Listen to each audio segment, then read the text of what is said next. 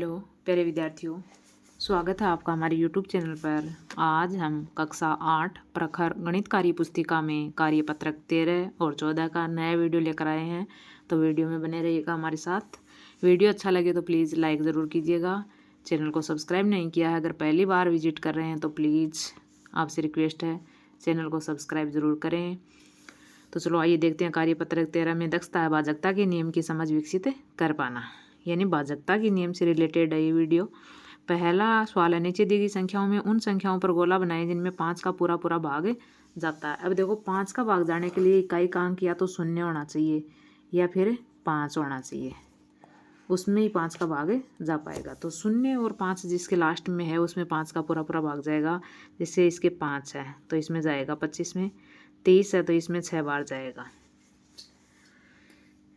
अब देखो इसमें नहीं है इकाई का अंक 0 या 5, 35 इसमें जाएगा, 45 में जाएगा, 50 में भी जाएगा, अब 75 में जाएगा, 95 में जाएगा 5 का पूरा भाग, 70 में जाएगा, 55 में जाएगा, 90 में जाएगा। अब इनमें नहीं जाएगा, देखो 8 है, 4 2 8 इनमें नहीं जाएगा। अगला दूसरा सवाल, नीचे दिए गए रिक्त स्थानों में एक ऐसा अंक लिखिए ताकि संख्या 10 से विभाज्य हो। अब देखो 10 से विभाज्य होने के लिए शर्त है कि इकाई का अंक 0 होना चाहिए, पहले कोई सा भी अंक हो। तो इकाई का अंक इसमें 0 करेंगे तो इसमें 0 लगा देंगे। अब इसमें 10 का पूरा पूरा भाग जाएगा। इसमें इकाई का अंक 0 है तो यहाँ कोई भी अंक लिखो आप, भाग पूरा पूरा जाएगा। अब देखो जैसे 10 का भाग देंगे, 10 पंजो 50, 0 फिर 58 आ गया तो 10 पंजो 50, 8 बच गए, 8 के आगे 0 आ जाएगा, 80, 80 में 8 बार चला जाएगा। तो इकाई का अंक 0 होना चाहिए, पहले भले ही कोई सा भी अंक लिख सकते हैं आप। अगला है तीसरा सवाल, नीचे दी गई संख्याओं के गुणनखंड एवं गुणनखंडों की संख्या लिखिए। जैसे 1 का गुणनखंड 1 है, सिर्फ 1 ना तो भाज्य संख्या है और ना ही अभाज्य संख्या है। और यहाँ पर 2 के गुणनखंड 1 और 2, 3 के 1 और 3 2 गुणनखंड है, 4 के 1 2 और 4 3 गुणनखंड है। यानी जिन जिन संख्याओं का इसमें भाग जा रहा है वो इसके गुणनखंड होते हैं। 5 में जैसे 1 और 5 2 गुणनखंड, 6 में 1 का 2 का 3 का और 6 का 4 गुणनखंड है। 7 में 1 का और 7 का 2 गुणनखंड, 8 में 1 का 2 का 4 का और 8 का 4 गुणनखंड है। आगे है 9 का, तो 9 में 1 का 3 का और 9 का 3 गुणनखंड। 10 में 1 का 2 का 5 का और 10 का 4 गुणनखंड है। 11 में 1 का और 11 का, 12 में 1 का 2 का 3 का 4 का 6 का और 12 का, देखो कितने हो गए, 1 2 3 4 5 6। 13 में 1 का और 13 का, 14 में 1 का 2 का 7 का और 14 का, 15 में 1 का 3 का 5 का और 15 का 4 गुणनखंड है। 16 में 1 का 2 का 4 का 8 का और 16 का 5 गुणनखंड हो गए। आगे देखिए, वे संख्याएं जिनके गुणनखंड 1 और स्वयं वह संख्या ही होते हैं अभाज्य संख्या कहलाती है।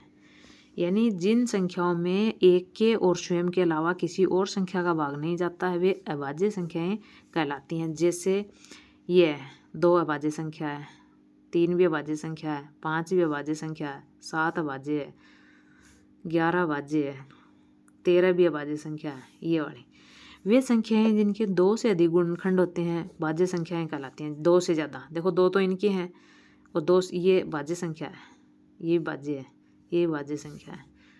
2 से ज़्यादा गुणनखंड है। संख्या 1 न तो भाज्य संख्या और न ही अभाज्य संख्या है। अगला है भाज्य संख्याओं पर गोल घेरा लगाइए। अब देखो इसमें 1 ना तो भाज्य ना अभाज्य है। 2 में 1 का और 2 का ही, 1 का और स्वयं का ही भाग जाता है, इसलिए ये अभाज्य है, ये भी अभाज्य है। भाज्य संख्याओं पर गोला लगाना है। इसमें 1 का 2 का और 4 का जा रहा है, इसमें 1 का 2 का 3 का और 6 का, इसमें भी 1 का, 2 का, 4 का, 8 का, 1 का, 2 का, 5 का, 10 का। इसमें 1 का, 3 का, 9 का। 2 से ज़्यादा का जा रहा है वो भाज्य संख्याएं होंगी, 2 से ज़्यादा गुणनखंड होंगे वो भाज्य संख्याएं होंगी। इसमें देखो 1 का, 2 का, 3 का, 4 का, 6 का। इसमें 1 का, 2 का, 7 का और 14 का। इसमें 1 का, 3 का, 5 का और 15 का। इसमें 1 का, 2 का, 4 का, 8 का, 16 का। इसमें 1 का, 2 का, 3 का, 6 का, 9 का। और इसमें 1 का, 2 का, 4 का, 5 का, 10 का। इसमें 1 का, 3 का, 7 का। अब यहाँ 23 अभाज्य संख्या है।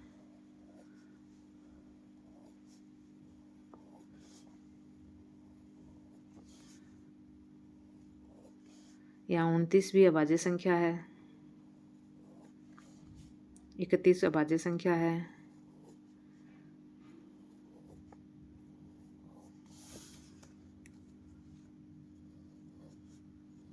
यहाँ पर 37 भी अभाज्य संख्या है।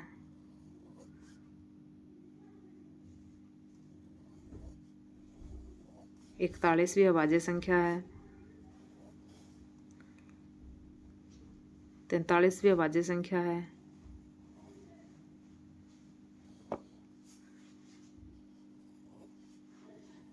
47 भी अभाज्य संख्या है।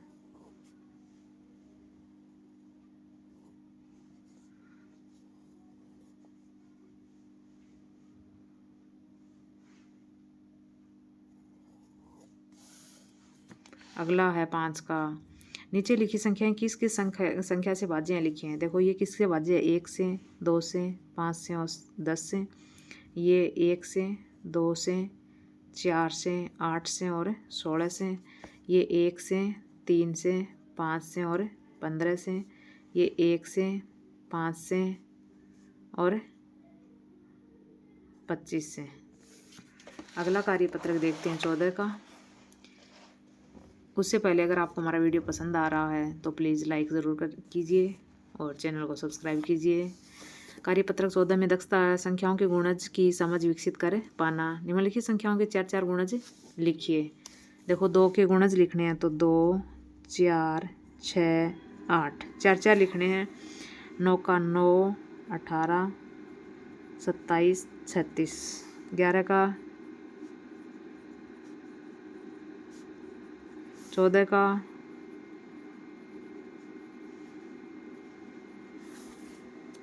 'नीचे दी गई संख्याओं के गुणज पर गोला लगाइए। तो ये इसका गुणज है।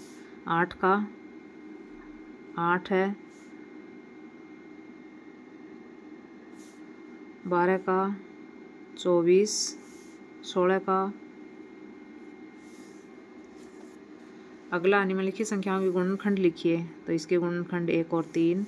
इसके 1, 2, 4 और 8।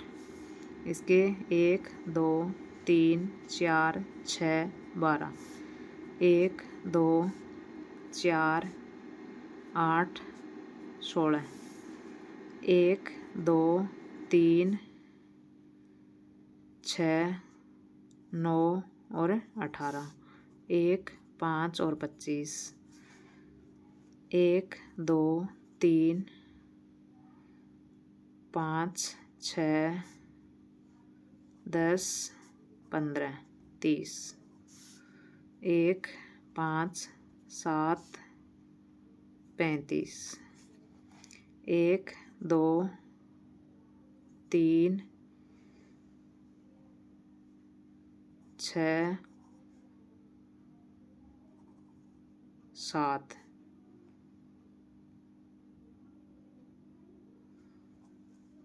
7 के बाद में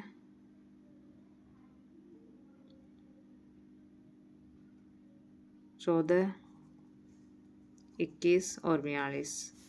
1, 2 फिर 4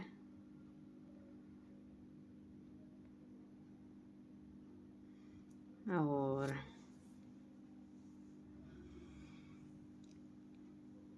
8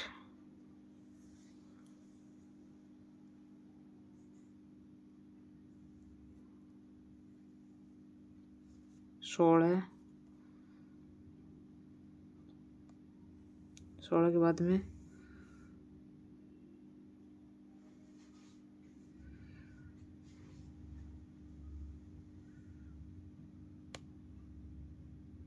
32 और 64।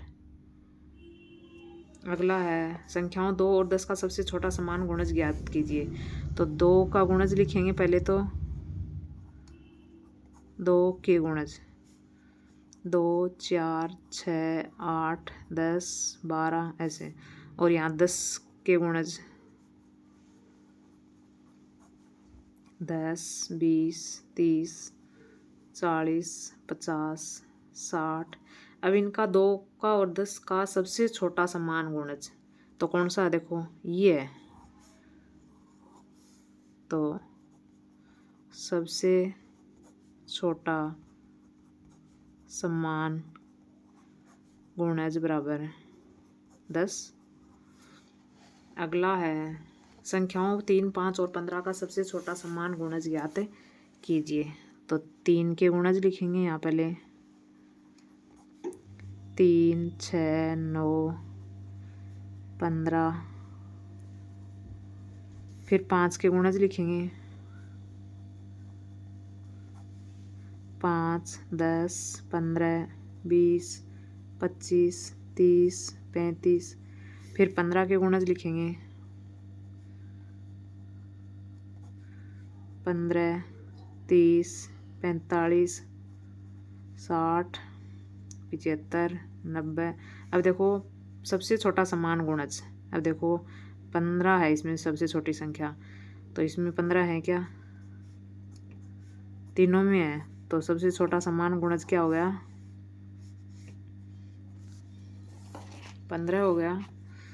सबसे छोटा समान गुणज बराबर 15। अगला संख्याओं 20 40 और 60 का सबसे छोटा समान गुणज। अब ऐसे ही 20 के गुणज,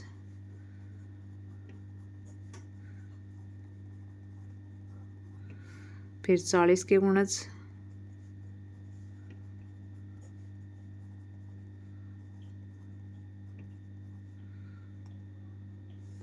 फिर 60 के गुणज,